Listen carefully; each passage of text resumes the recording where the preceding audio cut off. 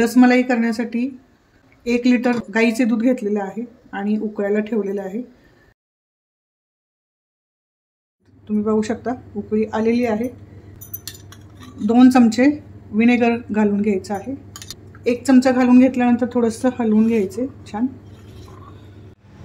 अजून 1 चमचा आपण घालून घेऊया विनेगर आणि आता सतत असं ढवळत राहायचे। छान पनीर तयार होतं। इथे आपण गॅस बंद करायचा आता। छान निघालेलं आहे पनीर। इथे एक छोटंसं पातेलं घेतलेलं आहे मी। आता त्याच्यावरती मी एक सुती कपडा घालून घेणार आहे आणि आता हे जे दूध फाडलेलं आहे आपण हे गाळून घ्यायचं आहे। तुम्ही बघू शकता किती छान पनीर तयार झालेलं आहे। सगळं काढून घ्यायचं व्यवस्थित। आता हे कपडा आपण एकत्र असं गोळा करायचा आहे सावकाश आणि हे असं उचलून घ्यायचं। अशा प्रकारे कपड्यामध्ये गाळून घ्यायचं आहे आणि जास्त कोरडं पण करायचं नाही। तर एक अर्धा तासासाठी मी हे टांगून ठेवणार आहे असंच।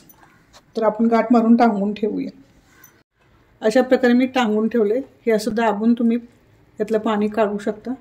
एक अर्धा तास ठेवायचं आपल्याला आणि पातळ कपडा असेल तर लवकर पाणी झिरपतं आणि आपलं पनीर छान तयार होऊन जातं। जेवढं पाणी निघते तेवढं असं दाबून काढायचं। हे अर्धा तासासाठी हे टांगून ठेवलेलं आहे। दुसऱ्या शेगडीवरती मी 1 लिटर दूध घेतलेले आहे। हे म्हशीचं दूध आहे, फुल क्रीम मिल्क। गॅसची फ्लेम लो ठेवूनच सतत ढवळत राहून हे दूध आपल्याला आटवून घ्यायचं आहे आणि आटवताना असं सतत ढवळत राहायचं आहे कारण वरती साई जमा होऊ द्यायची नाही।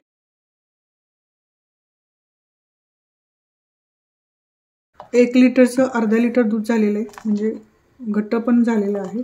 अर्धी वाटी साखर म्हणजे 3 टेबलस्पून साखर घालून घ्यायची आहे। तुम्ही गोडीला कमी जास्त करू शकता। थोडेसे केशर घालायचे आहे। रसमलाईला छान कलर येणार आहे। पिस्ता आणि बदामाचे काप मी बारीक करून घेतलेले आहेत, हे घालून घ्यायचं याच्यामध्ये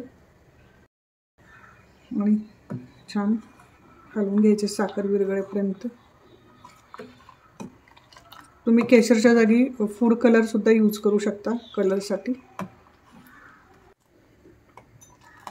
केशर टाकल्यानंतर बघा किती छान कलर आलेला आहे।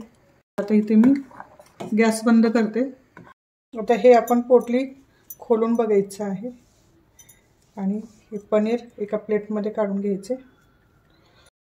सगळ्यात सोपी पद्धत आहे, मिक्सरचं भांडं घ्यायचं आणि त्याच्यामध्ये थोडंसं फिरवून घेतलं तर पटकन छान मऊ लुसलुशीत असं पनीर होतं।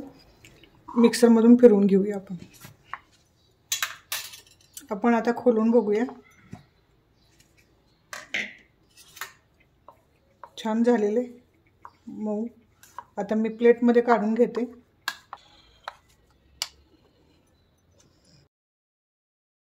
आणि हाताने मळून घ्यायचे।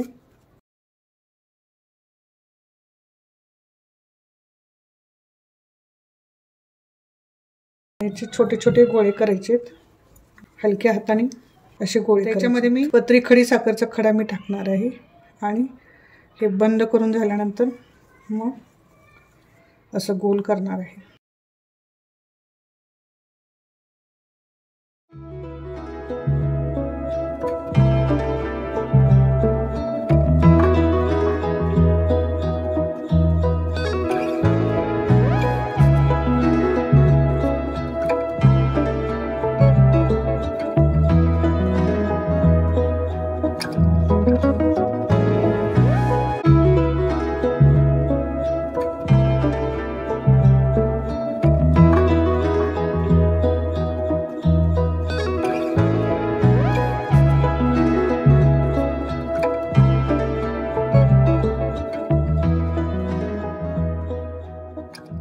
रसमलाईसाठी रसगुल्ले तयार केलेले आहेत मी, तुम्ही बघू शकता।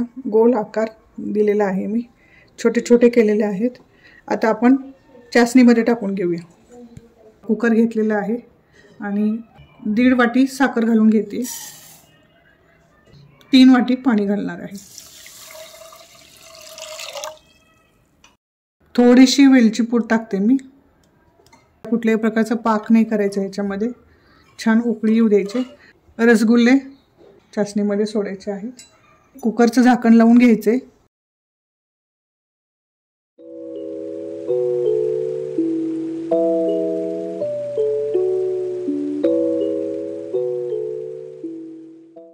गॅस बंद करायचा आहे. आता हा कुकर मी उचलून नळाच्या खाली धरणार आहे. मी इकडे भांड्यात पाणी घेऊन तुम्हाला दाखवते. तुम्ही डायरेक्ट बेसिनला घेतलं आणि नळाखाली ठेवलं तरी सुद्धा चालतं. अशा प्रकारे थंड करून घ्यायचे. कुकर आपण खोलून बघूया. थंड झालेला आहे, छान झालेलं आहे. तुम्ही बघू शकता मस्त शिजलेलं आहे. आपण प्रेस करू शकतो. थोडंसं हलकं दाबायचं. तुम्ही बघू शकता चाशणी निघते पूर्ण आणि पुन्हा आहे त्या आकाराचा रसगुल्ला आकार घेतो. रसगुल्ले तयार आहेत. आपण हे थंड झाल्यानंतर आटवलेल्या दुधामध्ये आपण घालून घ्यायचे आहेत. असं पिळून थोडंसं आपण आटवलेल्या दुधामध्ये घालून घ्यायचे सगळे रसगुल्ले. अशा प्रकारे पिळायचं थोडंसं आणि मग घालून घ्यायचे. उरलेला साखरेचा पाक आहे. आपण नेक्स्ट टाइम जेव्हा आपण रसगुल्ले रसमलाई बनवू त्यावेळेला आपण वापरू शकतो. हा पाक असंच आपण फ्रीजमध्ये ठेवू शकतो. छान राहतो. 1 आठवडाभर तरी छान राहतो.